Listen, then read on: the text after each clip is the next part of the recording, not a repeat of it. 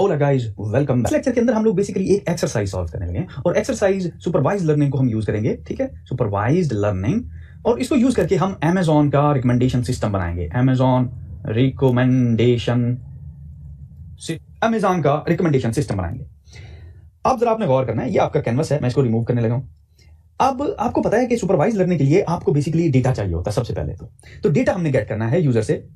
अब जरा आपने गौर करना है कि ये जो आपका एक्सेस है ना, ये वर्टिकल एक्सेस, ये है बेसिकली प्राइस, और ये जो है बेसिकली ये है लेट्स से प्राइस के साथ wait, let's say this way. ठीक है, ये वेट है जी। अब ऑफ कोर्स Amazon जो है वो डेटा गैदर करता है डिपेंडिंग अपॉन कि एक बंदे ने किस प्राइस रेंज में, किस वेट रेंज में जो है एक आइटम को खरीदा। तो चलिए इस तरह करते हैं कि एक वेबसाइट का नाम है और उसको कहते हैं मशीन लर्निंग प्लेग्राउंड। तो चलिए मशीन लर्निंग प्लेग्राउंड को ओपन करते हैं। एग्जैक्टली वही जो है वो इंटरफेस है। अब इसमें हमने सबसे पहले डेटा जनरेट कराना है। ठीक है, और लेट्स से एक बंदा आता है, वो कहता है कि जी आपको याद है ना, ये वाला एक्सेस हमारा प्राइस है और ये वाला हमारा वेट है। तो एक बंदा आता है जी, हल्की फुल्की चीज स्मॉल प्राइस रेंज में खरीदता है। गुड। एक पर्सन आया, उसने खरीदा, उसने फिर एक और अगेन स्मॉल वेट वाली चीज खरीदी, लेकिन वो बहुत महंगी थी। मे बी उसने कुछ ज्वेलरी खरीदी, अगेन उसने कुछ और खरीदा, अगेन कुछ और खरीदा, और इस तरह उसने एक खरीदारी की। ठीक है, ये देखिए, ये उसका खरीदारी का पैटर्न है। ये सारा डेटा जो है आपके पास आ गया हुआ है। एक्सीलेंट, सही है।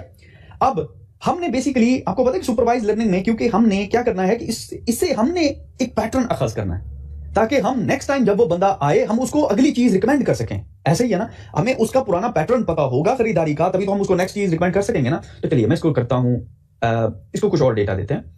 मैं इस तरह करता हूं कि ये देखिए, कुछ और डेटा सेलेक्ट करते हैं और ये कुछ और डेटा पड़ा हुआ है। अब याद रहे ये डेटा जो है वेट कैटेगरी में ज्यादा है। ठीक है, और अगेन इसकी प्राइस जो है वो अबव मिडल से ज्यादा है। ठीक है, तो मैं इसको ट्रेन करता हूं। तो अब जरा आप गौर करें कि हमारे पास दो बॉक्सेस आ गए।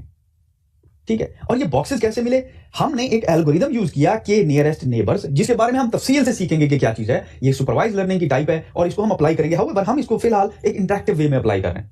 तो चलिए अब इसको ओपन करते हैं और देखते हैं कि ये हमें क्या बता रहा है। अब देखिए इसने क्या किया, के नियरेस्ट नेबर ने डेटा को क्लासिफाई कर दिया। उसने कहा कि भाई बात सुनो, ये जो बंदा है ना, ये जो भी खरीदारी करता है वो बेसिकली इस बॉक्स के अंदर कर रहा है। ठीक है, यानी कि अगर आइटम का ये चार्ट है, ये है अगर इसका वेट W और ये है इसकी प्राइस, और अगर आपने इस बंदे को नेक्स्ट टाइम कोई प्रोडक्ट रिकमेंड करनी है तो मेक श्योर करना है कि उसका वेट जो है वो कम हो। ठीक है, और प्राइस रेंज कोई भी चल जाएगी, नो प्रॉब्लम, ये बंदा खरीद लेगा। लेकिन इसका वजन का मसला है, ये बंदा भारी चीजें उठा नहीं सकता, इसका ये प्रॉब्लम है। समझ रहे मेरी बात को?